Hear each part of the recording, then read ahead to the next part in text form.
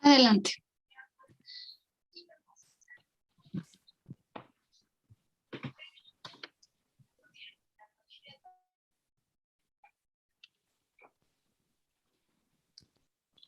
Oliver. Ok. Bueno, muchas gracias. Buen día. Buenas tardes ya. Bienvenidos todos y todas. El día de hoy tenemos una presentación especial, una conferencia magistral de la doctora María Teresa Gutiérrez Aces. Antes de presentar su intervención, me gustaría hacer una breve reseña curricular de nuestra conferencista magistral. Bueno, la doctora María Teresa Gutiérrez Aces tiene una especialidad en desarrollo económico de la Universidad de Lovaina, Bélgica, así como una maestría en economía por la Universidad de Amberes, Bélgica. Obtuvo su título de doctor en ciencias políticas con especialidad en relaciones internacionales por la Universidad de la Sorbona en París, Francia.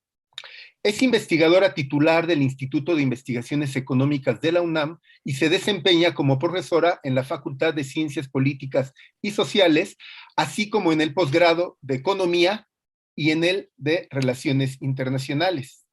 Es investigadora nacional nivel 2 de CONACYT desde 1992. Del año 1988 a 1995 estuvo comisionada como investigadora titular en el Centro de Investigaciones sobre América del Norte de esta universidad. La doctora Gutiérrez Aces ha sido ganadora de las siguientes distinciones: Premio Universidad Nacional en el área de Ciencias Económico-Administrativas en la categoría de investigación por la Universidad Nacional Autónoma de México en 2005, el máximo reconocimiento de la Universidad de la Sorbona, Francia, otorgado a su tesis doctoral, el reconocimiento al mejor libro publicado sobre Canadá en lengua extranjera, otorgado por el Ministerio de Asuntos Exteriores de Canadá en 2008.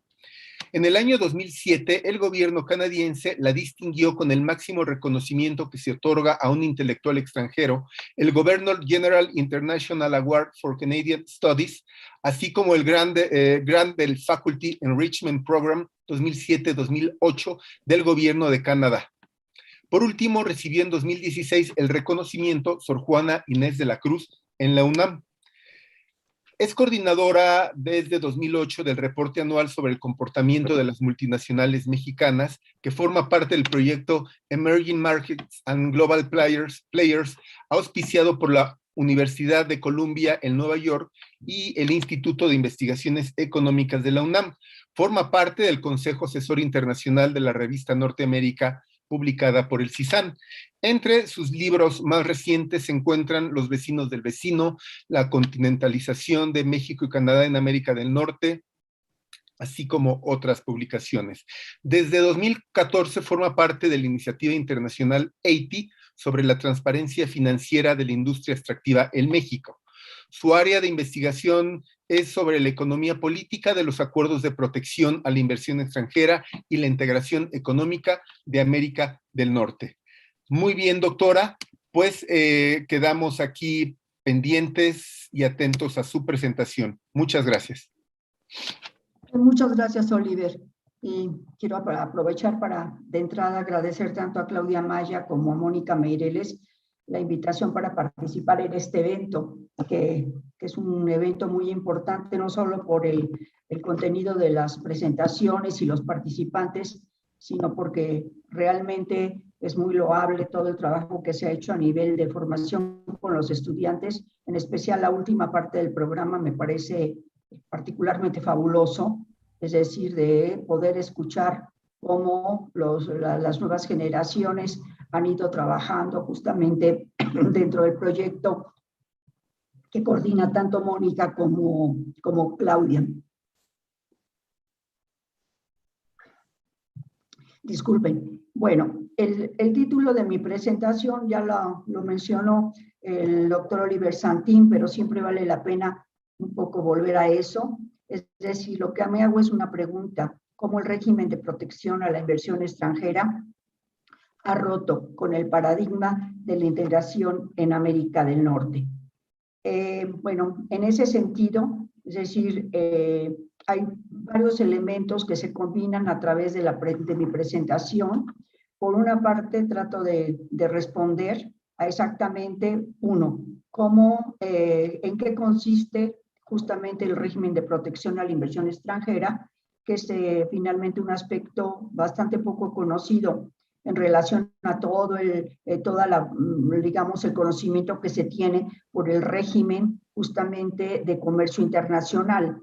Entonces, esto forma parte de una discusión aparte, pero no por eso menos importante que todo lo que ha sido la discusión sobre comercio y específicamente sobre el libre comercio. Después de explicar qué entiendo yo por régimen de protección a la inversión extranjera, me interesa aterrizarlo centralmente en el caso de América del Norte, esencialmente por un motivo, y es que es justamente en América del Norte donde se va a consolidar el primer esquema de protección a la inversión extranjera en una región muy específica, América del Norte, y en especial porque la combinación de los tres países es particularmente importante. Por una parte, es decir, es la primera vez que un país hegemónico firma un acuerdo de libre comercio en 1994 con un país también muy importante a nivel del concierto de los países desarrollados, es Canadá,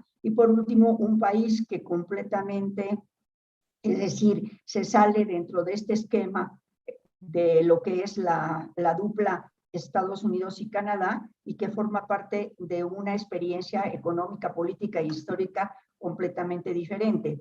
Entonces, lo que aquí realmente es importante y es sobre eso que me quiero explayar un poco más, es ver cómo en un momento dado tres actores tan disímbolos pudieron realmente homologarse dentro de algo como es el Tratado de Libre Comercio de América del Norte y posteriormente, desde hace cerca de 1 año, 2 años, es decir, con el UNSCA. Es decir, qué es lo que esto ha dado y cómo, es decir, esta discusión sobre el régimen de protección a la inversión extranjera, cómo encaja dentro de lo que sería, es decir, la perspectiva de la integración económica, sobre todo de tercera generación, es decir, la más reciente, sin ir mucho más atrás. Bueno, yo creo que lo primero que tenemos que decir es que tanto los acuerdos de libre comercio como lo que se llaman los acuerdos de promoción y protección a la inversión extranjera siempre han sido negociados por los gobiernos con una promesa mayor, que es que estos acuerdos van a producir mayor desarrollo económico en el país que está negociando. Es decir, el señuelo, el gancho, es respecto a una promesa de desarrollo económico a mediano y a largo plazo. Eso sería la razón más importante para justificar una negociación. Y en segundo término, el vehículo, es decir, por el cual se va a acceder más al desarrollo económico, es por medio de la liberalización de la inversión extranjera en un país determinado. Entonces, nos encontramos ante, digamos, dos esquemas distintos. Es decir, uno sería, por una parte, una explicación tradicional sobre por qué los países deciden en un momento dado de ingresar a una organización multilateral como puede ser el GATT y posteriormente la OMC para regular, es decir, sus relaciones de comercio bajo libre comercio, y en la otra, que es sumamente interesante en mi opinión y que es el tema de mi investigación en el Instituto de Investigaciones Económicas, es el caso de la inversión.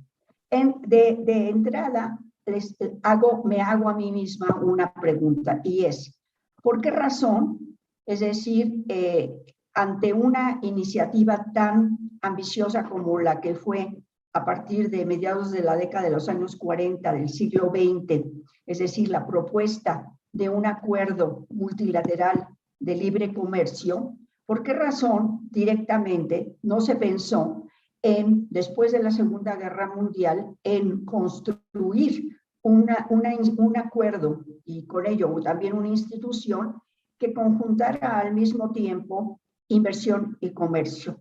Después de todo, es decir, digamos, la experiencia empírica demuestra que uno va amarrado de lo otro. Sin embargo, es decir, y en eso me gustaría solo detenerme unos cuantos minutos porque no quiero perderme en esto, que es un tema muy, muy amplio. Es decir, ¿por qué razón esto sucedió? ¿Por qué tenemos desde 1948 hasta la fecha una larga experiencia, es decir, de manejar el libre comercio a nivel multilateral? Insisto, gracias primero al GATT y posteriormente a la OMC. ¿Y por qué, por el contrario, en un contraste realmente muy violento, nos encontramos con que no existe hasta la fecha ninguna organización de carácter multilateral que dé cuenta de lo que es las operaciones de la inversión extranjera, la protección y el tratamiento que se le debe de dar en cada uno de los países? ¿Por qué esta diferencia? ¿Por qué había necesidad de esto? Bueno, en primer término, yo creo que es interesante decirlo, esa no era la intención. La intención, en realidad, a partir justamente de la reunión que se llevó a cabo en La Habana en 1947-48, es lo que se llama la famosa Carta de La Habana, la intención era muy clara: vamos a crear, después de la guerra, una Organización Internacional del Comercio, una OIC, que podría ser exactamente el antecedente más directo de lo que después conoceremos como la Organización Mundial del Comercio. Es decir, no se trata de una diferencia menor, el asunto semántico, es decir, que originalmente se pensó en una organización internacional y después lo que realmente cuajó fue una Organización Mundial del Comercio. Y eso tiene que ver con una perspectiva desde el punto de vista económico imperante, es decir, que merece, es decir, toda una investigación. Pero el hecho es que, pese a que había la intención de crear una Organización Internacional del Comercio que atendiera paralelamente, simultáneamente, al comercio y a la inversión alrededor del mundo, el hecho es que en grosso modo, lo que sucedió fue que sencillamente, es decir, los países, esencialmente los países en desarrollo y los países subdesarrollados, se opusieron de manera tajante a que se creara la OIC. Y no se opusieron por el asunto de la inversión, eso vendrá después, sino por el hecho de que no estaban de acuerdo con que se impusiera como la regla de oro, es decir, el libre comercio en la relación entre los países alrededor del mundo. Entonces, lo que sucedió realmente en La Habana es que hubo un corte tremendo que en realidad le tomó décadas de superarlo a los países y sobre todo a sus gobiernos. Cuando se detectó la terrible oposición, hay relatos extraordinarios sobre esta reunión en La Habana, en Cuba. Bueno, lo importante es que los Estados Unidos detectó que no era todavía tiempo para crear una institución internacional que controlara el libre comercio.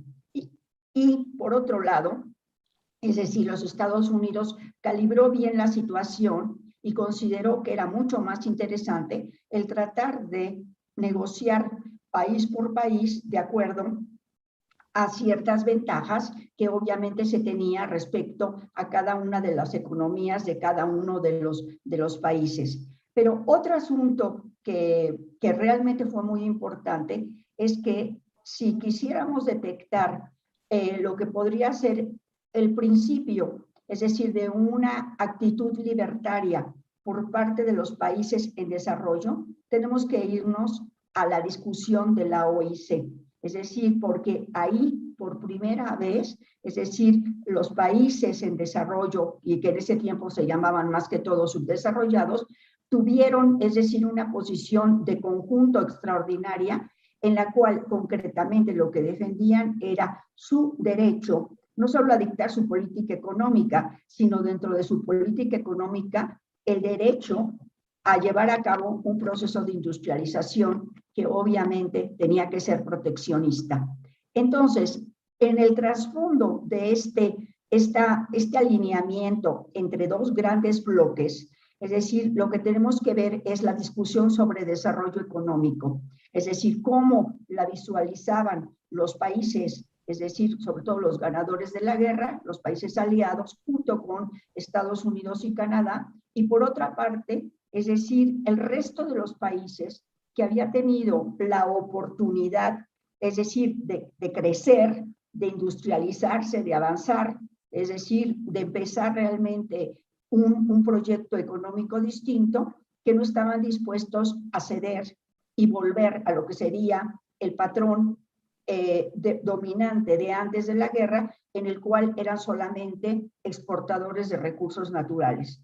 Bueno, entonces, muy específicamente, los Estados Unidos detecta el asunto y se da cuenta de que además no va a tener el respaldo del Congreso de los Estados Unidos para seguir adelante con esto, pese a que ellos eran realmente el país que abanderaba la propuesta de la OIC.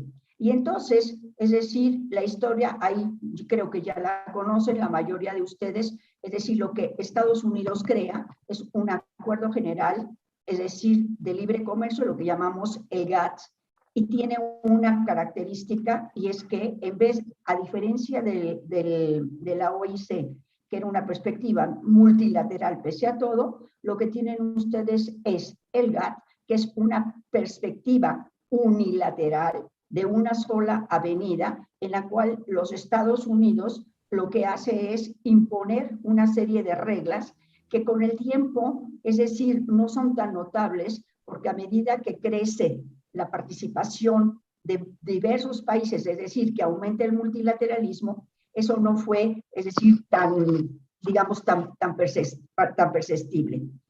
Visto esto, entonces, el mundo de los años 50 hasta la década de los años 90, es decir, va a tener una gran organización que los aglutina bajo el libre comercio, que eso es el GATT, y por otro lado, y eso es lo que a mí siempre me ha parecido particularmente interesante, se observa que del otro lado, los estados hasta cierto punto delegan todo lo que podría ser el quehacer relacionado con la inversión extranjera, es delegado directamente a las empresas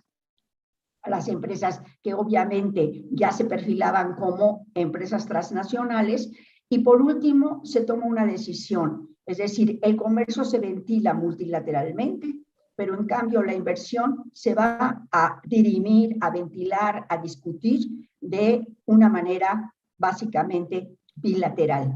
Y algo que no deja de ser importante para nosotros como país latinoamericano, más que como país de América del Norte, es que, es decir, esta división va a adoptar, es decir, del lado de los países en desarrollo, una visión básicamente centrada en lo que habían sido, es decir, los lineamientos tanto de la doctrina Estrada como de la doctrina Calvo. Eso es realmente importante porque todo el meollo de la discusión que después va a venir con los acuerdos bilaterales de protección está relacionado con el papel del Estado. Es decir, el hecho de que los países básicamente de América Latina dijeran las discusiones con empresas y con inversión, las discutimos en las cortes locales, fue un hecho central, importantísimo, porque lo que se hizo en gran medida fue fortalecer a los estados, o más concretamente fortalecer a los gobiernos. Entonces, esta división, estas dos perspectivas son muy importantes para dar respuesta justamente a lo que es el título de mi presentación, porque lo que vamos a presenciar a partir de este gran momento, sobre todo en la historia económica de los países, es que vamos a tener, es decir, primero un reposicionamiento del papel del Estado, pero sobre todo, ¿en dónde? En los países de América Latina. Y en cambio, un proceso en el cual, es decir, al Estado no se le da la misma fuerza, en el caso sobre todo de países como Estados Unidos y de Canadá. Y esto obviamente va a hacer que haya una diferencia enorme entre las dos perspectivas. Ahora, dicho esto, paso a lo que sería la segunda parte de mi reflexión, y es lo siguiente. Las empresas, es decir, sobre todo las empresas exportadoras de capital, relacionadas muy concretamente, por ejemplo, sobre todo con los recursos naturales en la década de los años 50, 60, 70 y hasta los 80, es decir, las empresas, es decir, estaban preocupadas porque de alguna manera se sentían desprotegidas. ¿Por qué se sentían desprotegidas? Bueno, por una parte, porque regreso, es decir, cuando había una discusión entre gobiernos y empresas, se tenía que ir a las instancias nacionales. No existía, en principio, una instancia de carácter supranacional que pudiera resolver el asunto. Y en ese sentido, los países en desarrollo se encontraban totalmente atrincherados, es decir, insistían en que toda discusión sobre inversión y la forma de tratar la inversión, si no le parecía a las empresas, tenía que ser tratado directamente en las Cortes Nacionales. Entonces, eso preocupaba a las empresas y a partir de la década de los años 70 hay un cambio muy interesante, que es que poco a poco están surgiendo una forma de construirse las empresas que es muy diferente a la anterior, a la década de los años 70.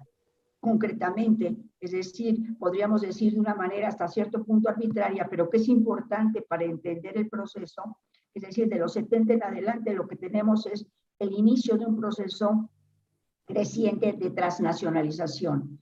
Y las empresas, es decir, las empresas que estaban invirtiendo masivamente en los países en desarrollo, no estaban interesados en quedar desprotegidos o, como ellos decían, estar a la merced, es decir, de los gobiernos y de los jueces de los países.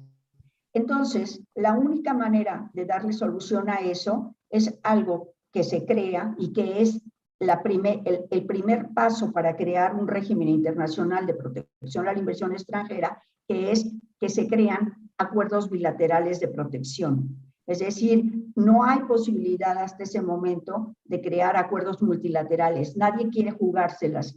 Entonces, lo que se hace es empezar, y en eso quien lo impulsa primero que nadie es los Estados Unidos, se crean lo que se llaman los BITs, los Bilateral Investment Agreements o Treaties, igualdad. Pero el hecho es de que entonces el mundo está dividido en dos regímenes. Uno, el multilateral para el comercio y el bilateral para la inversión. Y eso hace que las empresas tengan un comportamiento muy específico por la siguiente razón. Es decir, cada país, es decir, que desea tener idealmente mayor inversión, necesita garantizar la entrada de esa inversión. Y las empresas presionan de más en más para que haya acuerdos que las protejan. Ahora, desde 1948 hasta la negociación, hasta el fin de la negociación en 1988 del Acuerdo de Libre Comercio Canadá-Estados Unidos, es decir, hay una serie de tentativas que yo llamo una cadena de fracasos, en las cuales las instituciones internacionales, desde la OCDE como hasta el Banco Mundial, impulsaron enormemente que hubiera justamente acuerdos que controlaran a los gobiernos respecto a la inversión. En buenas palabras, diciéndolo de una manera más moderna que en ese tiempo, el objetivo era disciplinar a los gobiernos. Es decir, ya que no se había podido ganar la batalla respecto a que no fueran proteccionistas, al menos estaban interesados en que se pudiera disciplinar la política económica de los gobiernos respecto a la forma de tratar a la inversión extranjera. Y la historia, es decir, de 1950 en adelante, es las múltiples tentativas, enorme cantidad de tentativas por querer, es decir, introducir los acuerdos multilaterales, y que sencillamente las cosas no funcionaban. Entonces, los Estados Unidos y los países europeos lo que empiezan es a crear un enjambre, un verdadero enjambre de acuerdos bilaterales de protección a la inversión. Y aquí viene la parte más interesante del proceso, es que de 1959, en que se firmó el primer acuerdo bilateral de protección, que fue entre Alemania y Pakistán, es decir, lo interesante fue que en realidad existían los acuerdos, pero, es decir, aún no existía lo que es la piedra de toque de todos los acuerdos contemporáneos, que es justamente un mecanismo de arbitraje supranacional. Es decir, hay un momento, y eso sucede alrededor de la década de los años 80, que finalmente, es decir, se logra un triunfo por parte de las empresas y de los gobiernos desarrollados, y fue introducir directamente un mecanismo de arbitraje, que no fue un mecanismo de arbitraje que estuviera, es decir, asentado en un país determinado, ni siquiera, por ejemplo, en los Estados Unidos, sino que estuviera dentro de una organización que estuviera por arriba de ellos. ¿Cuáles? Uno fue, es decir, la creación del Centro Internacional de Arreglo de Diferencias Relativas a Inversión, que nosotros lo conocemos como CIADI, que eso es una invención del Banco Mundial.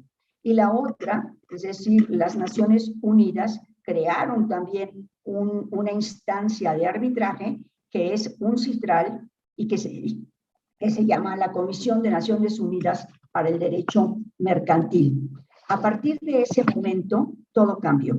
Todo cambió para mal para los gobiernos y para muy bien, muy favorecedor para los países, los gobiernos de los, para las empresas.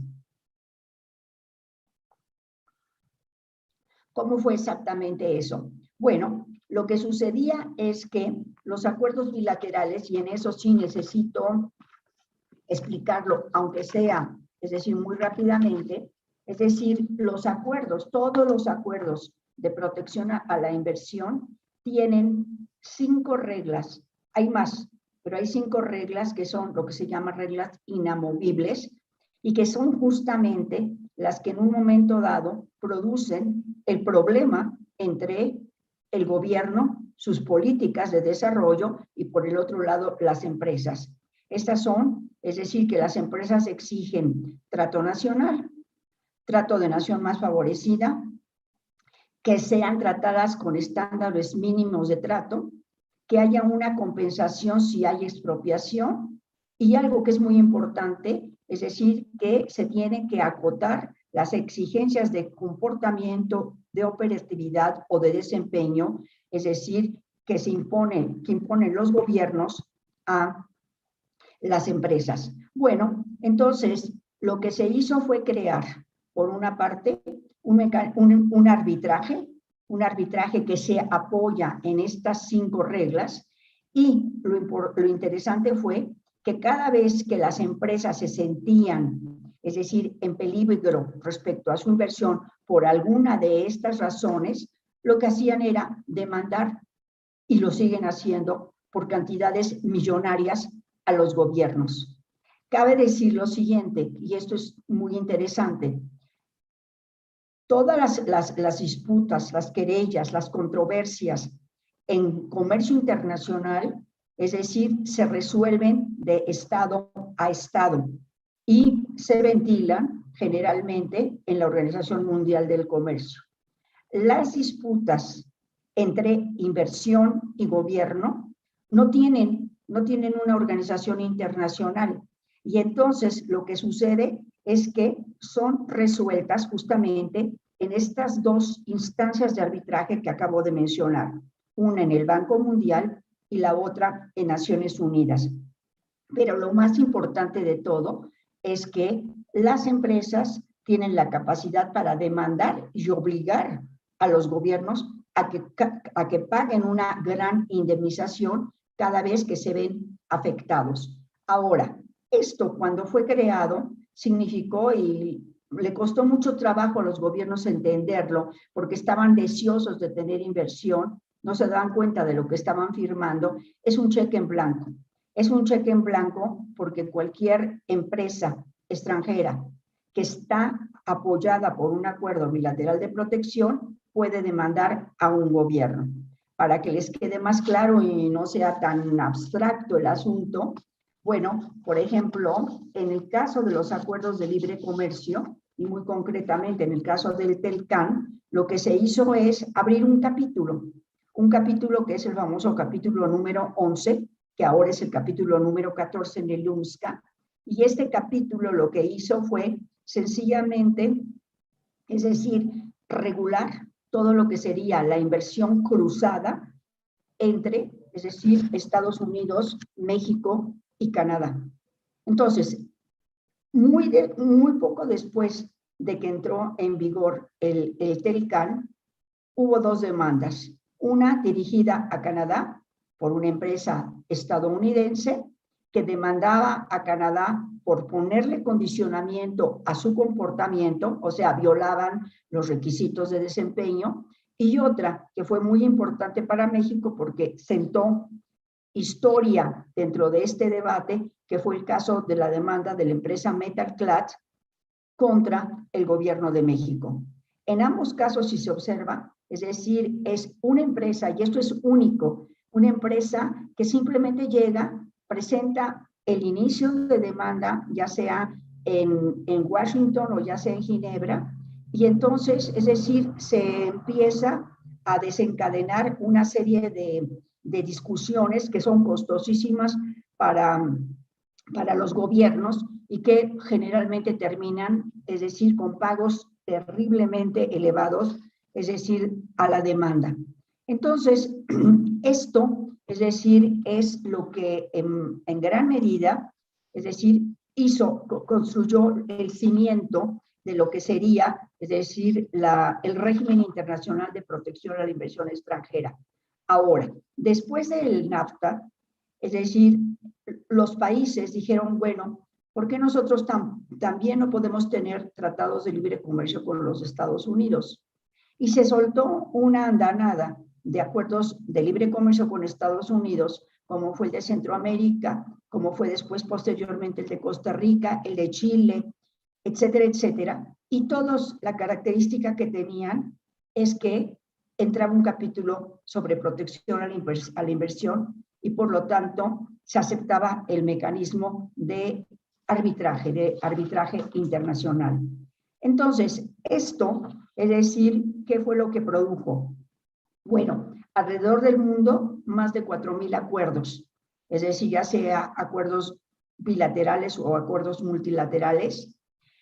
Por otra parte, es decir, que cada vez las demandas fueran más ambiciosas, es decir, que hubiese más dinero que se pidiera. Y luego, y aquí, es decir, paso a la tercera parte de mi explicación, lo interesante fue que las demandas cada vez se volvieron más sofisticadas porque sobre todo, se empezaron a hacer de más en más demandas que alegaban, es decir, que las políticas del gobierno, ya sean las políticas públicas, las políticas de desarrollo, etcétera, estaban afectando como si fuese una expropiación a las empresas, es decir, en sus ganancias, es decir, lo que en derecho se llama lucro cesante. Entonces, es decir, se introdujo un tema completamente distinto, porque de pronto, y eso, es decir, se lo debemos en gran medida a la crisis económica de Argentina en el 2000, es decir, que la Argentina había firmado un montón de acuerdos de protección a la inversión extranjera y cuando se les vino encima la crisis, lo primero que hizo el Estado, el gobierno argentino, fue intervenir, por ejemplo, sobre todo en el sistema financiero, afectando concretamente, por ejemplo, a los bancos españoles.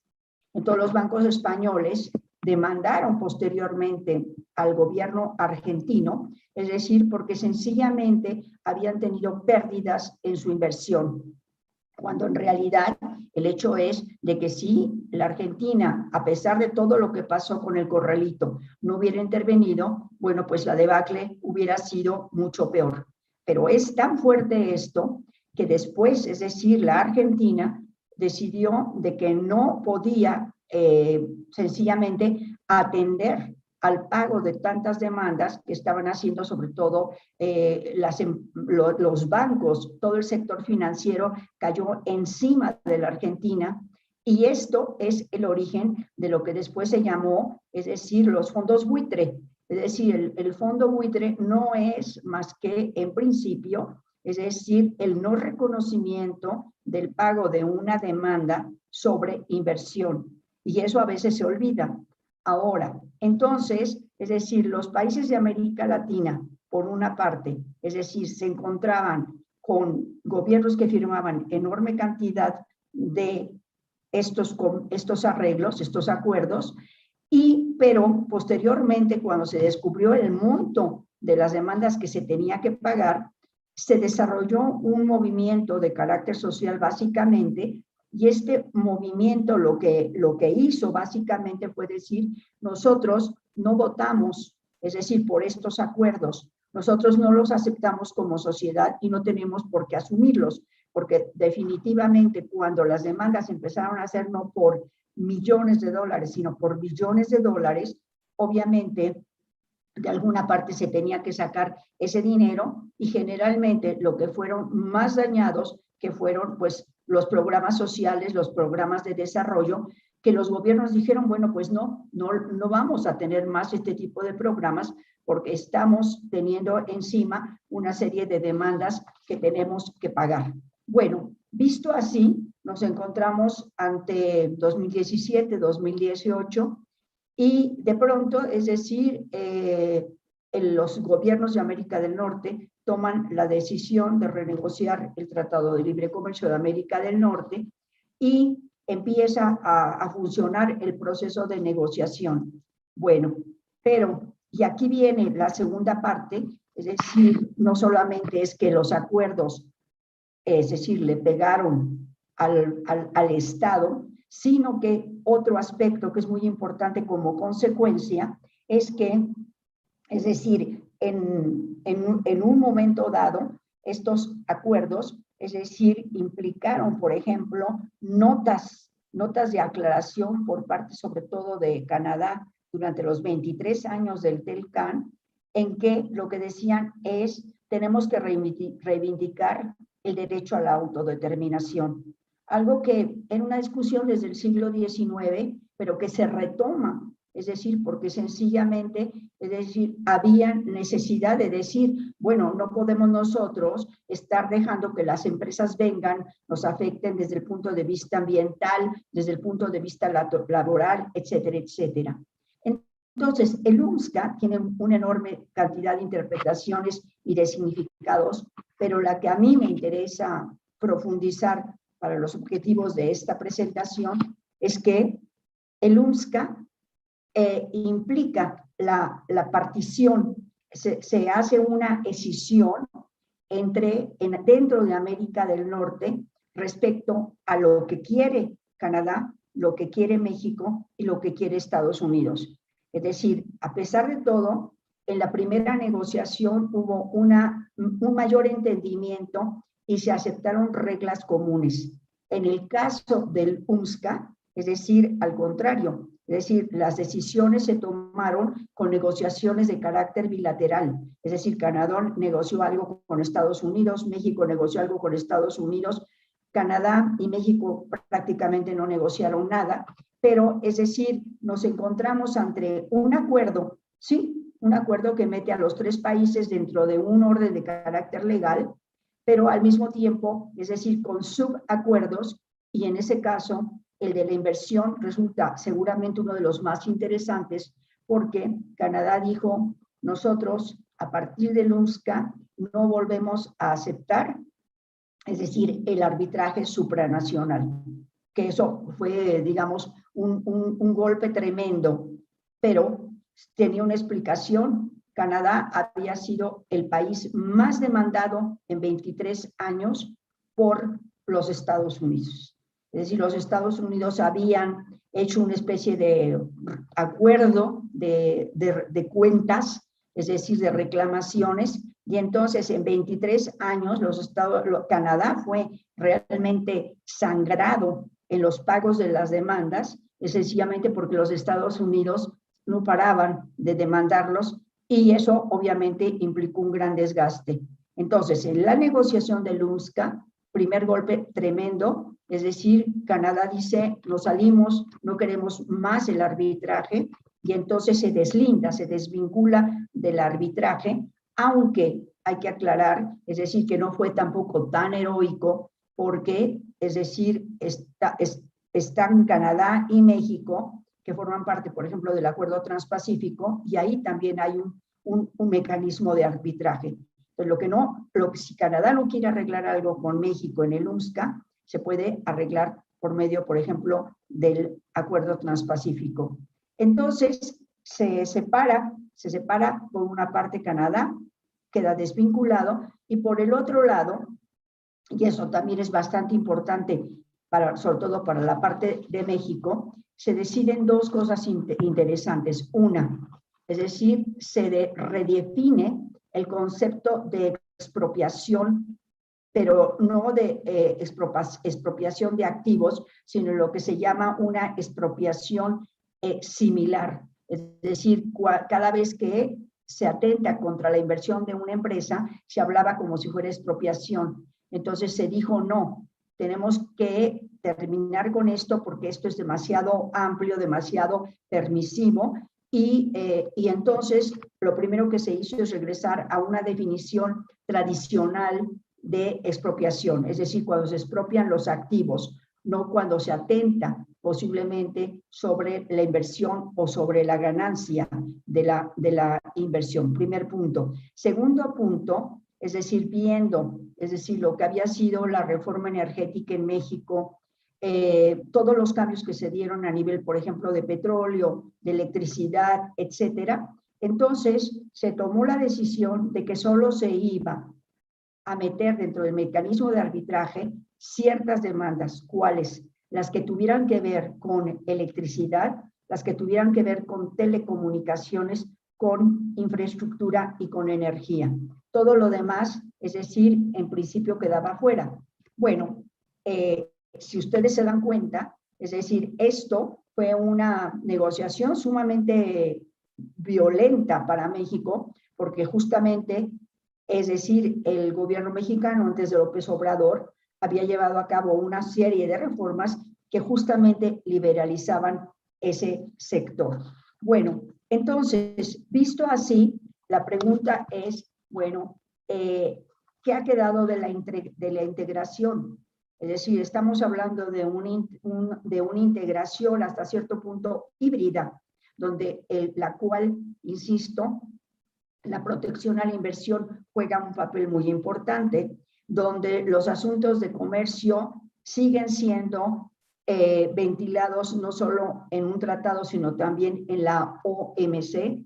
Pero por último, no puedo dejar de mencionarlo, es decir, la integración y este enjambre de acuerdos de protección a la inversión tienen un nuevo panorama a partir de que las empresas de los países en desarrollo empiezan a internacionalizarse. Es decir, cuando fue la discusión, es decir, del principio, es decir, se pensaba solamente en empresas transnacionales, pero originarias de países desarrollados. Pero a partir del momento en que las empresas, es decir, muchas de las empresas de los países, sobre todo latinoamericanos, pero no exclusivamente, empezaron a internacionalizarse, esas empresas también tuvieron interés en que las apoyara, que las protegiera un acuerdo bilateral de protección o un acuerdo de libre comercio que tuviera la protección. Y eso es sumamente importante. Por ejemplo, en el acuerdo entre Perú y México, el acuerdo de integración económica, un acuerdo de libre comercio que se negoció hace varios años, es decir, Minera México hizo un enorme cabildeo porque era muy importante de acuerdo a los intereses que tenían en la minería peruana, es decir, que estuvieran protegidos. ¿Sobre qué? Protegidos, por ejemplo, respecto a las comunidades, respecto a todo lo que pudiera ser discusiones en relación al agua, al medio ambiente, etcétera. Entonces, de pronto, es decir, el panorama se abre hacia lo no tradicional. ¿Y qué es lo no tradicional? Es decir, que también las multinacionales, lo que se llaman las multilatinas, es decir, también participen en esto, empujando los intereses, es decir, de proteger su inversión, aún en contra de toda la tradición que existía en América Latina, que no tenía nada que ver con la, digamos, con la anterior discusión.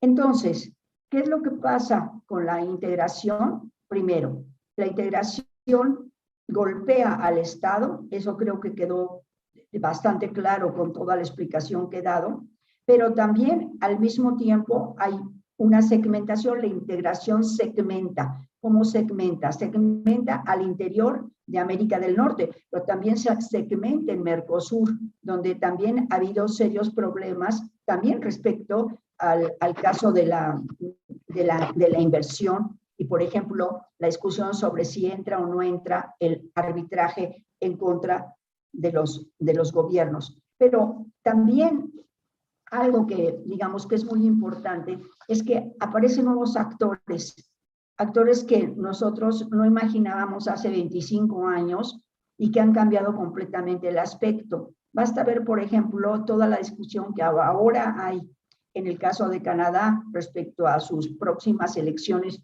federales, la importancia que ha tenido, por ejemplo, la presencia de las comunidades, las primeras naciones, los grupos aborígenes. Eso, por ejemplo, fue utilizado también en el caso, es decir, de la negociación de Canadá dentro del UNSCA, donde también se peleó, es decir, que tenía que tenerse una visión de libre comercio, pero que tomara también en cuenta a las minorías. Eso no sucedió en el GATT, eso no sucedió en el TELCAN, ni en ningún otro de los acuerdos que pudieron haberse sido negociados. Entonces, así como el TELCAN significó un parteaguas respecto a comercio y respecto a inversión, también el UNSCA representa un parteaguas, sobre todo porque incluye actores nuevos. Una gran cantidad de cláusulas, obviamente, están dedicadas a estos actores nuevos. Creo que, bueno, lo que tenemos más fresco en los últimos días es, por ejemplo, toda la negociación de un sindicato relacionado, es decir, con una empresa, en el caso de México, en Silao, Guanajuato, y que, es decir, que de pronto llegan observadores de parte de Estados Unidos y la presión de los sindicatos, no solo de Canadá como Unifor, sino también, por ejemplo, de la AFOL-CIO, es decir, que dicen, no, nosotros vamos a vigilar cómo van las cosas con México, porque tiene que haber el pago de las $16 por hora o, por ejemplo, la democracia sindical. Entonces, ¿qué estamos viendo? Y con esto concluyo. Bueno, que de aquellos acuerdos de integración que originalmente estudiamos relacionados, por ejemplo, con la CEPAL, es decir, no existe nada. Es decir, todo ha cambiado porque ahora entraron nuevos actores. Es decir, las cosas no son solo entre gobierno y empresas, sino también en una gran cantidad de actores que también participan. Pero también, es decir, lo que cambió, y con esto termino, es decir, cambió el vocabulario. Cambió el vocabulario porque en una discusión de integración, es decir, entran, por ejemplo, los conflictos socioambientales.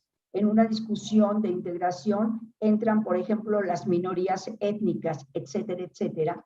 Entonces, hay un cambio enorme y tan es así que actualmente hay una discusión tremenda a nivel de la UNCTAD y a nivel del Banco Mundial que están discutiendo la reforma del arbitraje internacional sobre inversión extranjera porque se dan cuenta de que la estructura no se sostiene más. Es decir, después de haber visto la salida de Canadá del mecanismo de protección a la inversión, entendieron digamos, el mensaje que se estaba mandando a la comunidad internacional, porque también Indonesia hizo lo mismo, también Australia hizo lo mismo. Es decir, no solamente es Canadá que se desvincula, sino otros países, y bueno, y pues obviamente el Banco Mundial y la UNCTAD necesitan buscar mecanismos de sobrevivencia, y por eso hace 2 años que están en una discusión sobre la reforma al régimen de protección a la inversión extranjera. Bueno, muchas gracias.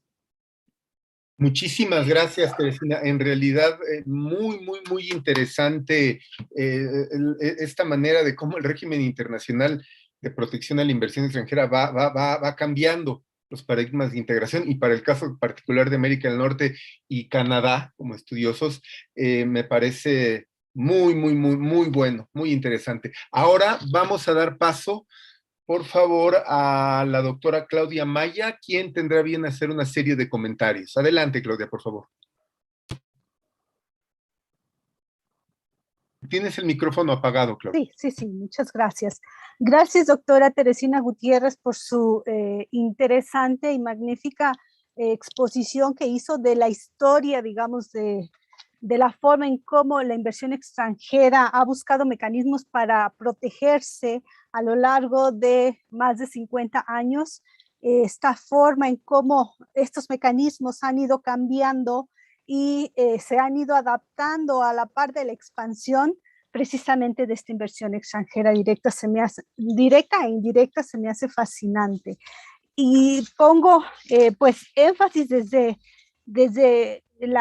pone usted el énfasis desde finales de la Segunda Guerra Mundial, donde no había como que una intención de internacionalización por parte de las empresas estadounidenses porque venían de la guerra, ¿no? Y su interés era más que nada la reconstrucción de Europa. Entonces, esa necesidad de expandirse pues todavía no estaba, porque además el régimen internacional estaba más enfocado o más concentrado en cuestiones domésticas, más organizado en función de la dinámica doméstica y no tanto en la internacionalización de la corporación. Es hasta, como bien usted lo indica, a finales de los años 60, 70, donde inicia como esta necesidad de, no nada más de firmar acuerdos, pero también inicia la internacionalización de la empresa y de la banca estadounidense, curiosamente.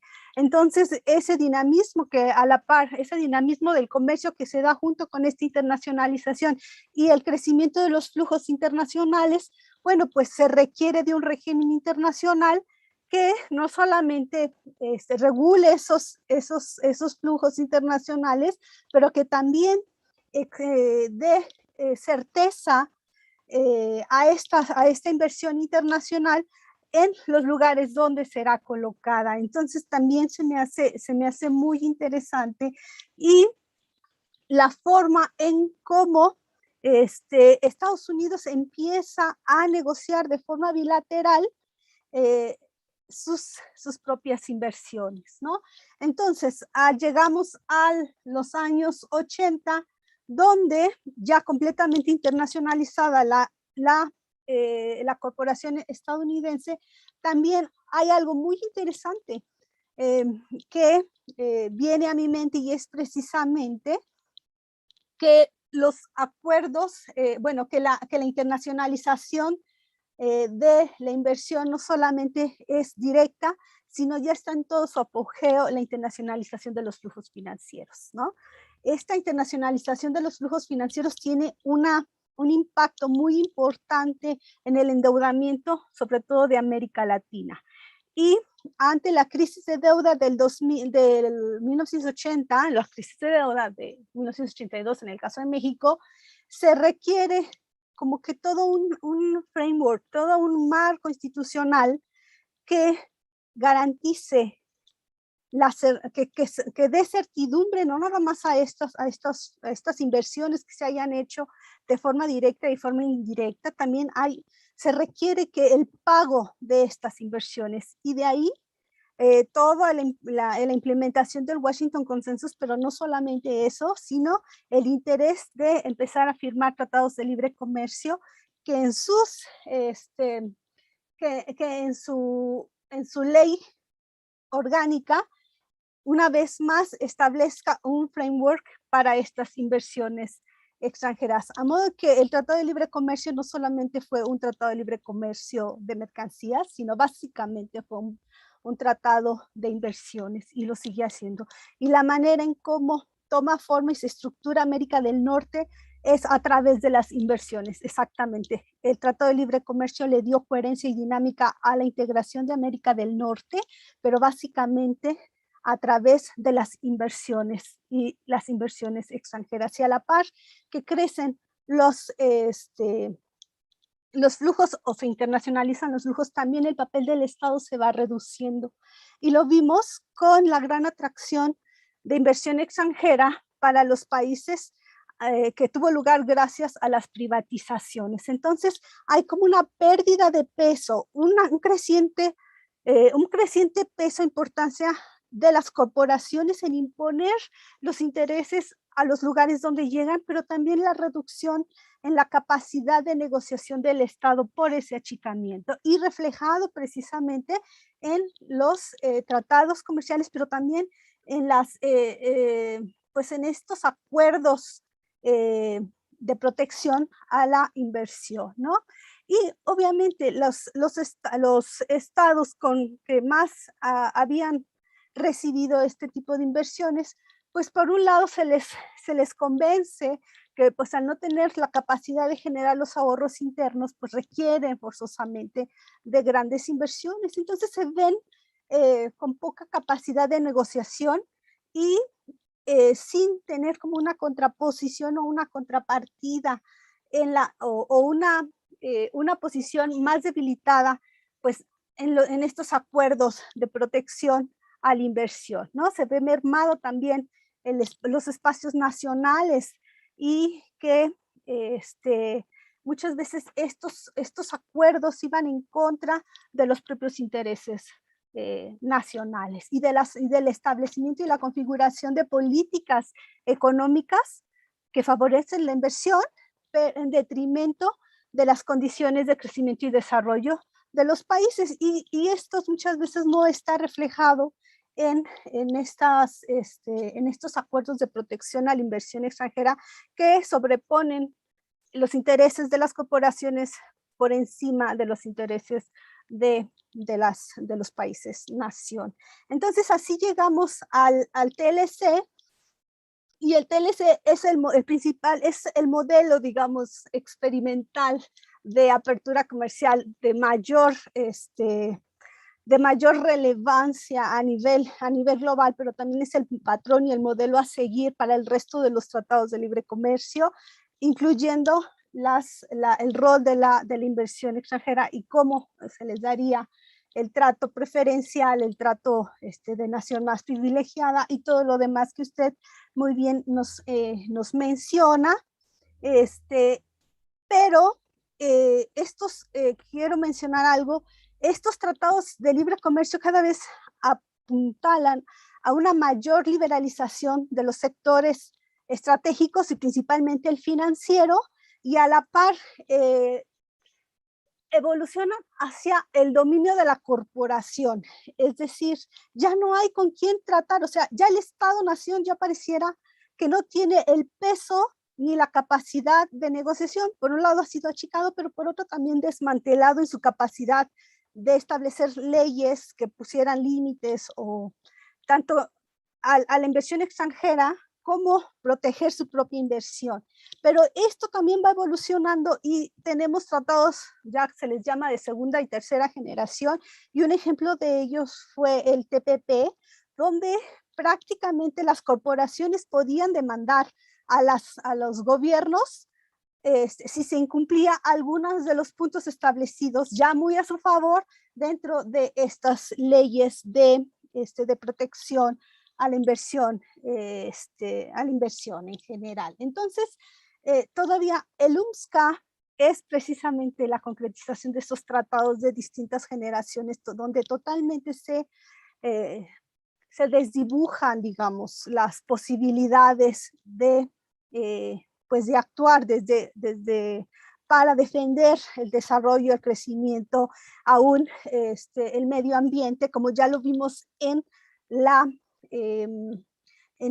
mesa anterior a esta, ¿no? Como pareciera que la corporación define el lineamiento de políticas económicas y principalmente crediticias a seguir, independientemente de las necesidades internas, ¿no? Y esa es la historia de los tratados comerciales, donde aparentemente todo es win-win, pero no es así. Al existir tan grandes asimetrías, disparidades entre los que conforman un tratado comercial, pues obviamente las debilidades de aquellos que están más hacia el sur, o sea, los estados más asimétricos van a tender a asumir las condiciones o el condicionamiento que se impongan a través de estas reglas de protección, porque no se negocian. Los tratados comerciales aparentemente serían entre iguales o entre iguales corporaciones, pero en el caso de México y en el caso del UMSCA no es así, ¿no? Y como ya hemos visto, quien da dinamismo a la integración económica es las corporaciones estadounidenses, a la integración económica de América del Norte, ni siquiera es Canadá. En alguna vez, nada más por pura curiosidad morbosa, hice unas comparaciones del peso que tenía, el peso de comercio de México con Canadá, y no representa ni el 3% del PIB. Entonces, quien le da dinamismo a la economía estadounidense como a la economía mexicana es Estados Unidos, la economía estadounidense y propiamente la corporación estadounidense, con el tipo de inversiones que mejor le convengan en cada frontera. Entonces me lleva a cuestionar realmente si estos organismos que están interesados en replantear esta forma de este régimen internacional de protección a la inversión tienen en mente ver por los intereses de los estados o de los países que más asimetrías tienen, ¿no? Y verdaderamente ver el impacto que está teniendo la inversión internacional en los países que simplemente son como que los que asumen este nuevo régimen.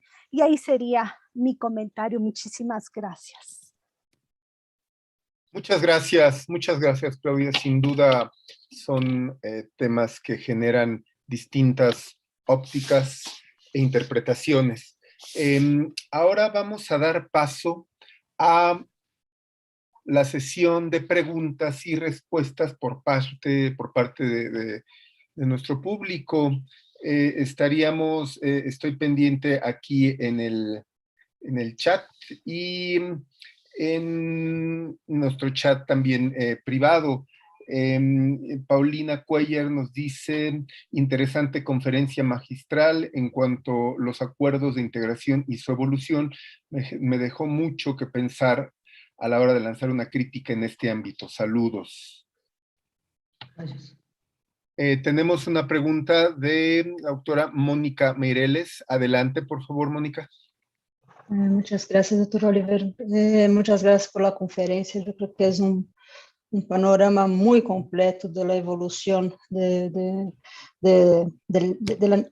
cómo se enmarca las negociaciones sobre la inversión extranjera en América del Norte, histórica, pero sobre todo lo que a mí me gustó muchísimo de la conferencia fue justamente pensar la empresa transnacional, esos actores e intereses, como se plasman en las negociaciones del texto mismo de los tratados, y pensando eso sobre todo en la negociación del TEMEC es que me cuesta decir la otra sigla, ¿no? Entonces el TEMEC me sale más fácil.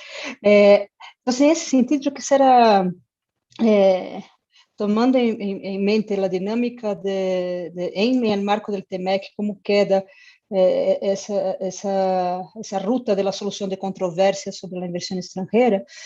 Hay un capítulo del TEMEC que especialmente me llama la atención y quisiera pedir un comentario, que es sobre la solución de controversias sobre tipo de cambio, ¿no? Entonces, tipo de cambio que también es una variable que impacta los flujos de inversión, los montantes y dirección de las inversiones extranjeras. Entonces, yo sé que hay una novedad ahí en el manejo de solución de controversia entre los socios cuando se trata de política cambiaria. Entonces, si pudiera, doctora Teresina, darnos un comentario sobre ese punto, le agradecería mucho. Muchas gracias.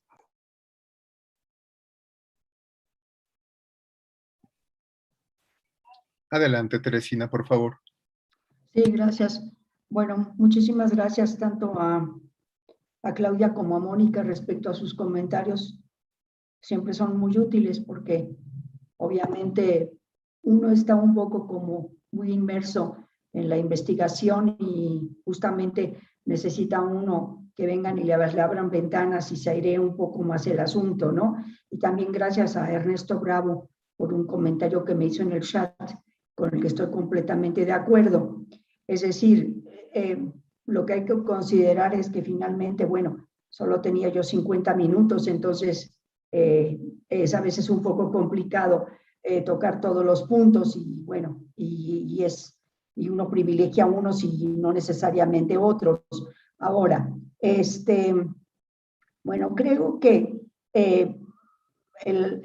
quizás la parte más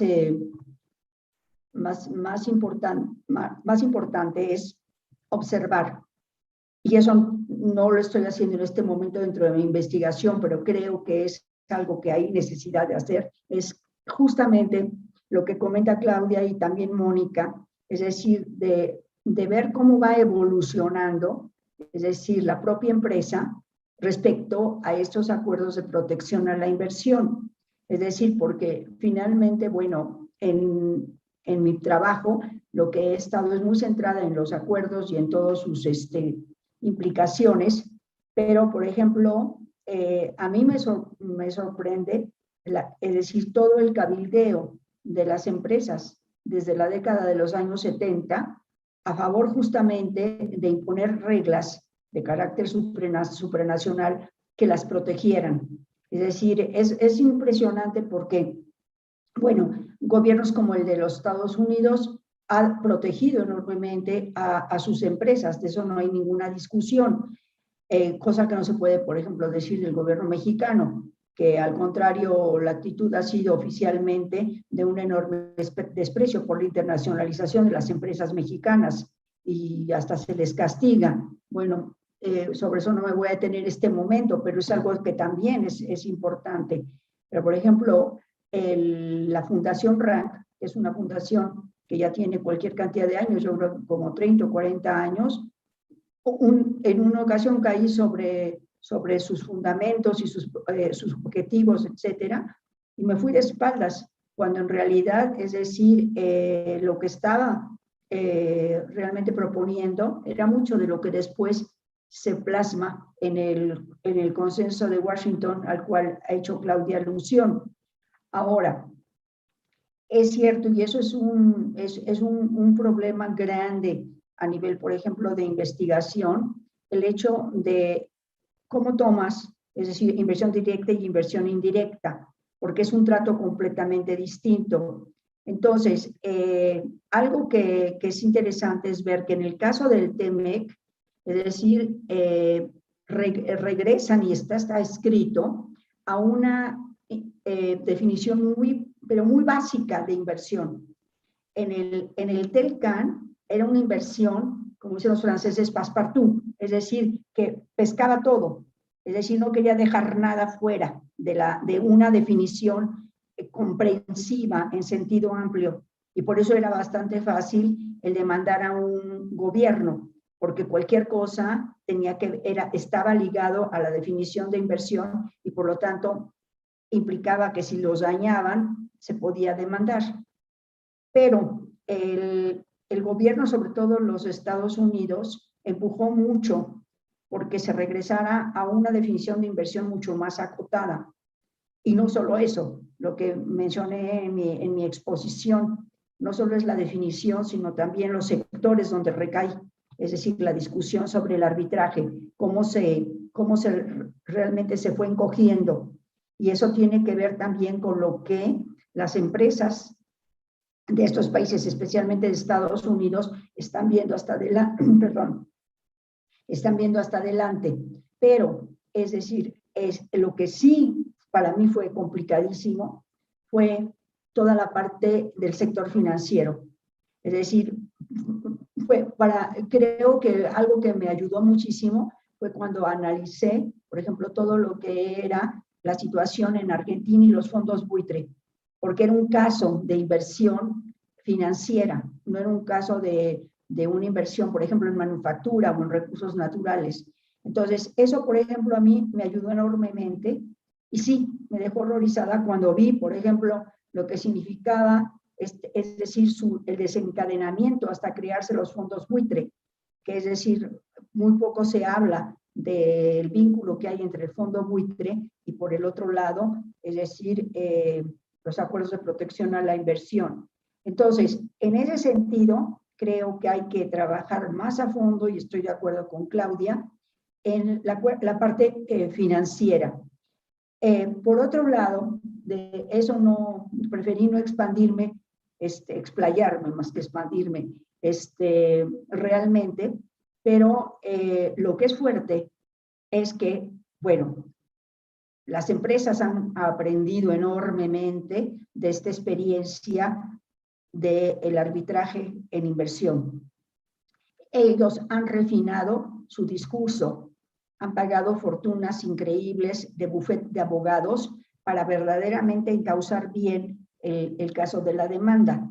Pero algo que es impresionante es que, a ver, el primer caso que tenía que ver con un asunto, con un tema que no era específicamente, aparentemente, el de la discusión sobre una empresa, pero lo era el agua, que provocó la guerra del agua en Cochabamba y que hubo hasta personas que fallecieron por esta razón. Es decir, es la primera vez de todo el rastreo que yo he hecho en el cual, es decir, algo que forma parte de un bien común, que además, es decir, en la Declaración de Naciones Unidas se habla del derecho al agua.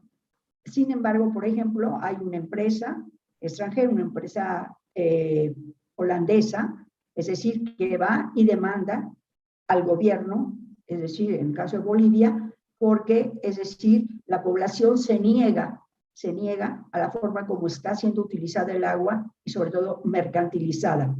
No puedo extenderme, pero es un caso fascinante porque es la primera vez, es decir, que algo como un bien común se vuelve el objeto de una demanda entre una empresa y un gobierno. Y fue un caso sonadísimo que realmente es importante tomar en cuenta.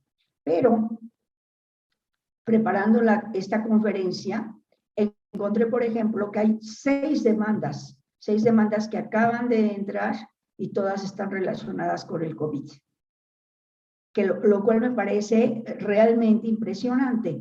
Es decir, habíamos hablado de agua, de medio ambiente, etcétera, etcétera, pero todas estas demandas tienen en común, es decir, el hecho de que se considera que los gobiernos, al mal manejar la pandemia, lo que han hecho es sencillamente afectar la inversión de la empresa y por lo tanto, es decir, una pérdida de ganancia. Y ahí están las demandas.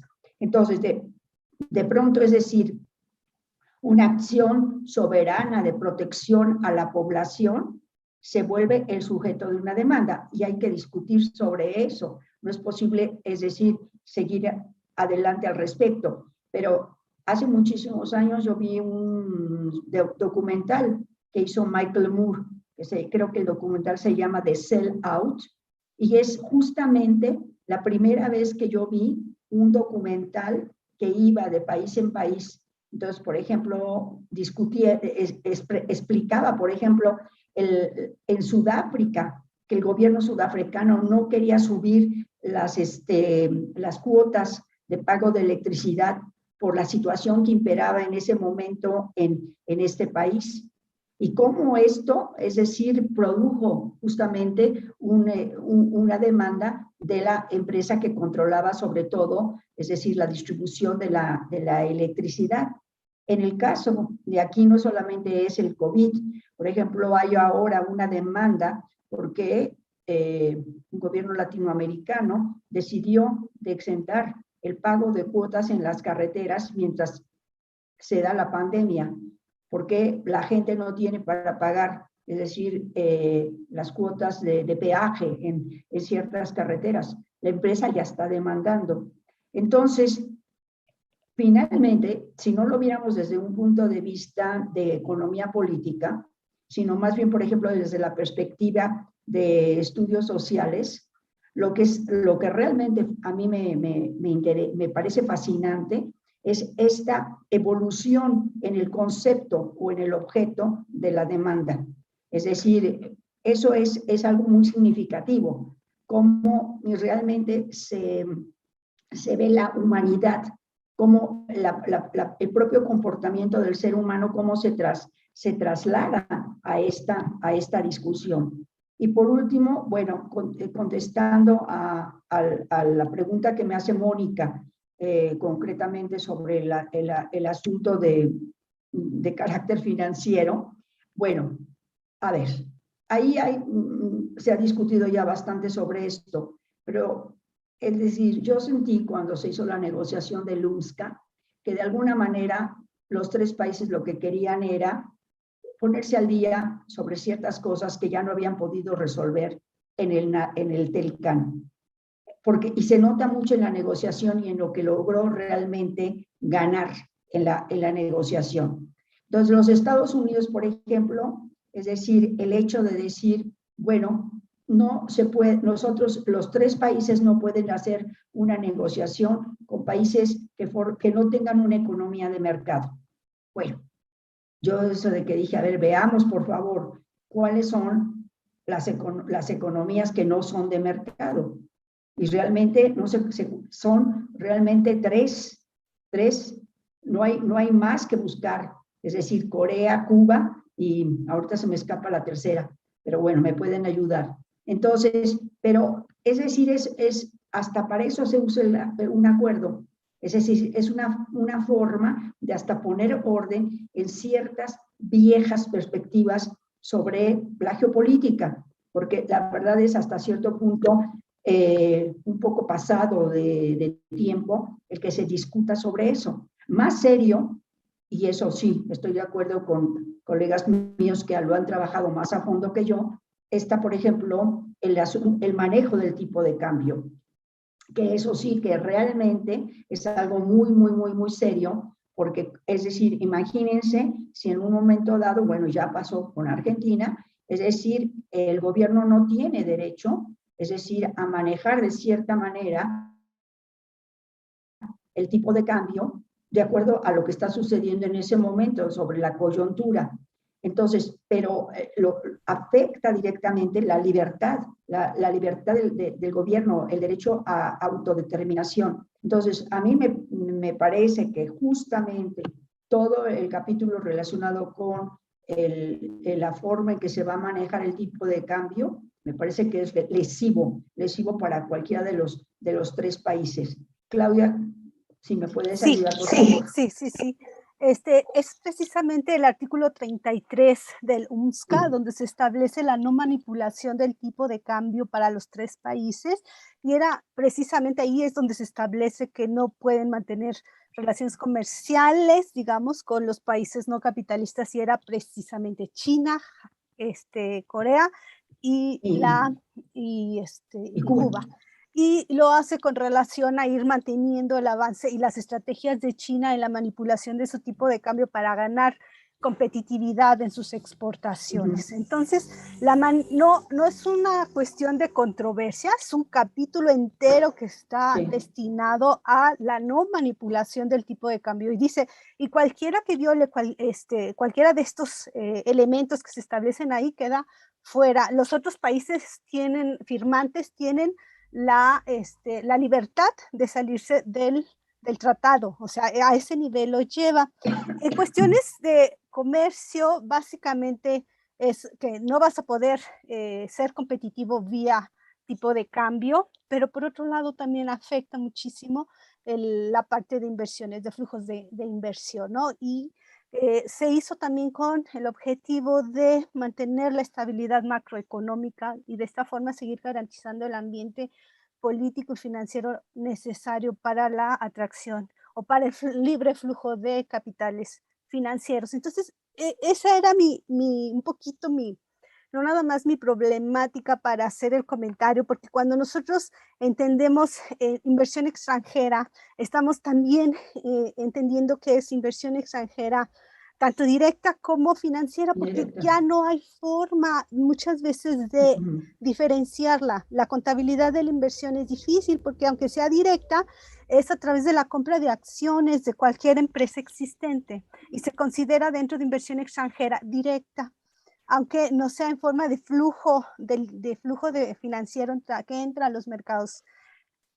Y por eso el trato es diferenciar entre el trato a esta inversión, para mí se me hace más generalizado, porque no, es muy difícil ya en términos de contabilidad hacer esa distinción, ¿no? Ya por la misma forma que la inversión ha adoptado, es difícil entender esa diferenciación, pero es muy importante hacerla. Así es, muy interesantes los comentarios. Vamos a dar espacio a la gente que nos está siguiendo en YouTube. Un saludo, José Rodríguez Gutiérrez dice saludos desde el desierto sonorense. Saludos, José. Antonio Mendoza Hernández felicita, excelentes ponencias. Tenemos una pregunta de Javier Rafael. ¿Qué implicaciones creen que tenga el COVID en una reconfiguración de los tratados de libre comercio y del multilateralismo? Sí, gracias. Bueno, yo creo que está bastante ligado con la parte final de mi intervención.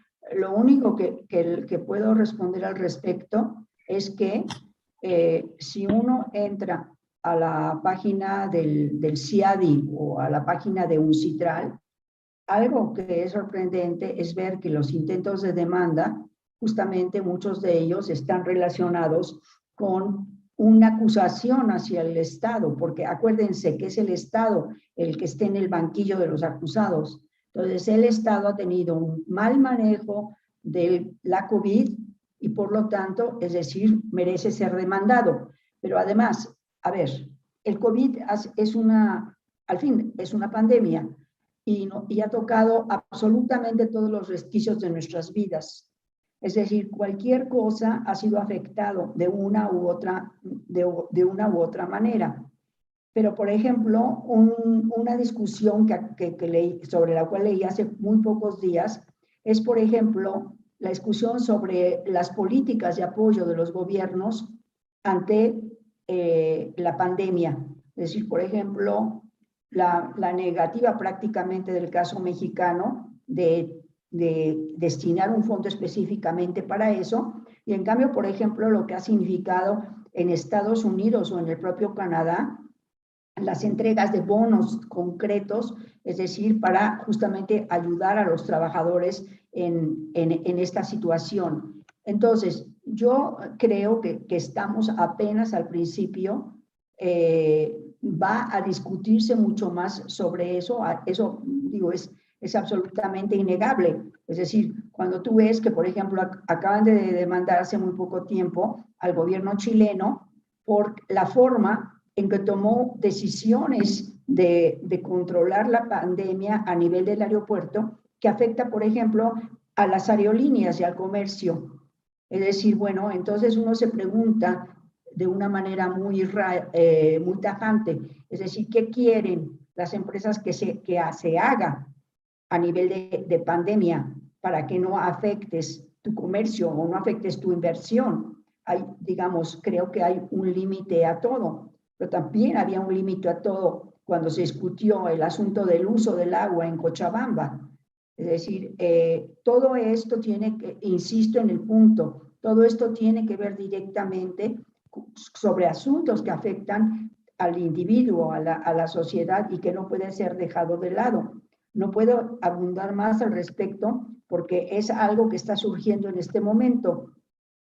Lo único que sí quisiera decir, no tiene que ver con el asunto de la COVID, pero que creo que es interesante dejarlo en la mente de ustedes, es el hecho de que, a diferencia de lo que fueron los 23 años de Telcan, donde los gobiernos cerraban filas continuamente y no dejaban que hubiera prácticamente modificaciones, una de las características de la actual Temeco UNSCA es la manera como están metiendo la mano todo el tiempo, básicamente los Estados Unidos, para cambiar lo que fue pactado.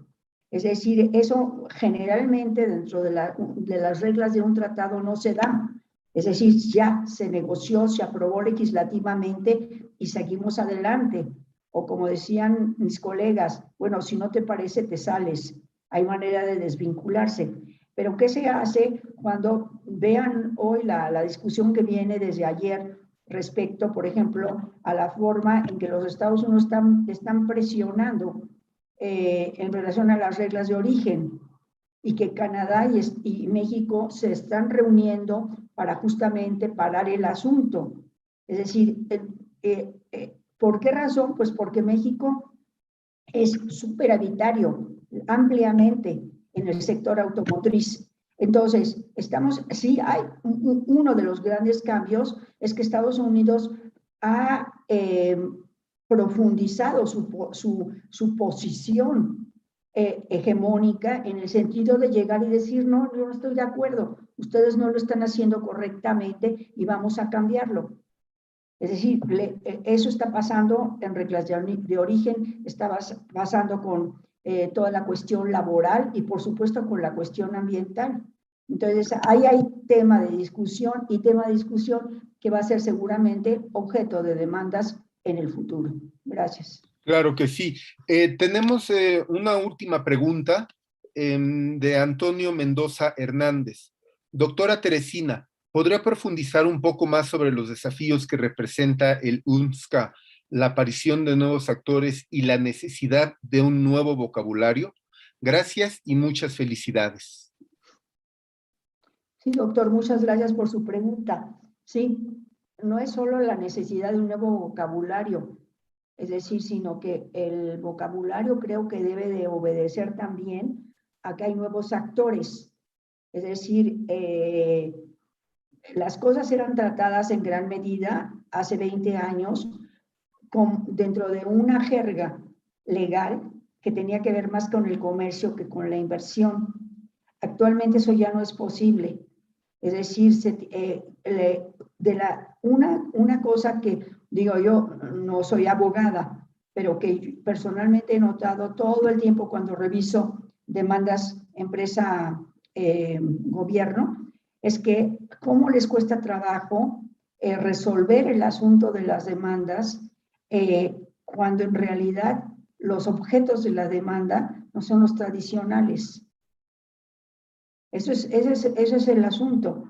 ¿Qué haces cuando el objeto de la demanda se centra sobre una pandemia, sobre el uso del agua?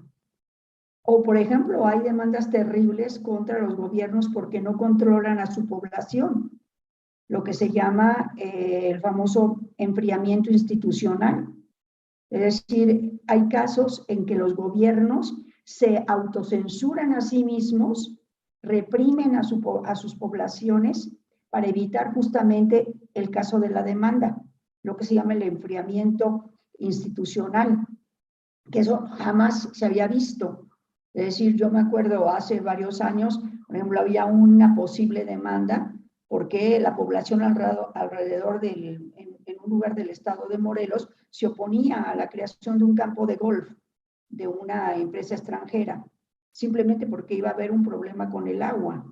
Bueno, pues el gobierno del estado de Morelos en ese momento, hace varios años, lo que hizo es que encarceló a todos los que consideró que seguramente iban a hacer problemas a la empresa. Los metió a todos a la cárcel, que eso realmente, es decir, usó técnicas preventivas, ni siquiera se había dado el hecho, y eso se ha seguido repitiendo. Entonces, si su pregunta, doctor, es acerca de un nuevo vocabulario, sí, por supuesto. Tan es así que ya los juristas sobre inversión, los que se dedican a esto, están buscando justamente una reconsideración del vocabulario, porque, es decir, el lucro cesante, es decir, la falta de el atentado contra la ganancia, ya no está basado en las mismas acciones.